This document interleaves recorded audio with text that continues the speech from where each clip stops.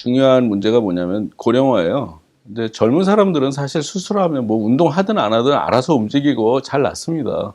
근데 문제가 되는 건 노인이에요. 그래서 특히 인제 우리가 75세 이상을 초고령이라 그러는데 초고령 환자분들 수술하는 건수가 점점 늘고 있거든요. 근데 과거보다 오래 사시고 또 오래 삶에도 불구하고 옛날보다 건강 상태가 좋거든요. 근데 문제는 분명하게 75세 이상이 되면 우리 몸은 아무리 건강에 자신 있는 분이라도 신체 기능이 많이 떨어져요.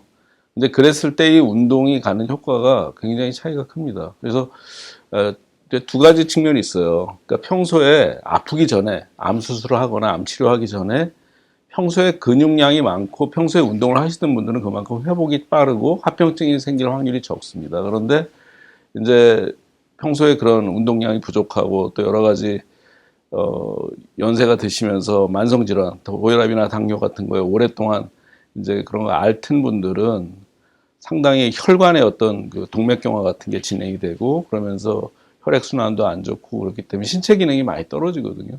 그러다 보니까 이제 수술하고 나서 회복이 돼야 되는데 회복이라는 건 혈액 순환을 통해서 많은 영양분 공급이라든가 산소 공급이 이루어지는 거기 때문에 그런 기능이 떨어질 수밖에 없죠.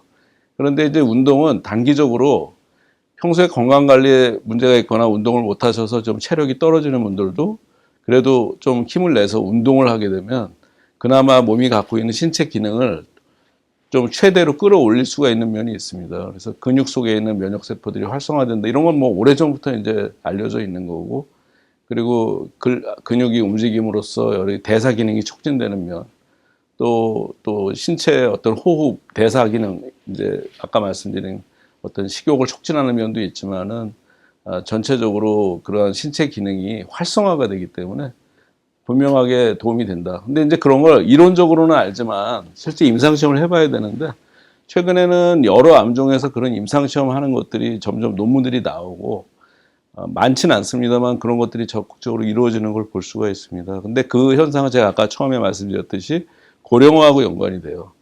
옛날에는 한 70세 이상 되는 분들 수술한 적이 거의 없었습니다. 근데 지금은 이제 고령 수술이 너무나 일반적인 현상이 되다 보니까 점점 더 의사들도 이러한 운동의 중요성을 많이 강조하고 실제로 연령이 많으신 분들은 운동을 하고 싶어도 첫째 어떻게 하는지를 모르고요. 얼만큼 해야 되고 어느 정도 강도로 해야 되는지 모르고 또 내가 배 수술을 했는데 어떤 운동이 안전한지 이런 걸 알 수가 없잖아요.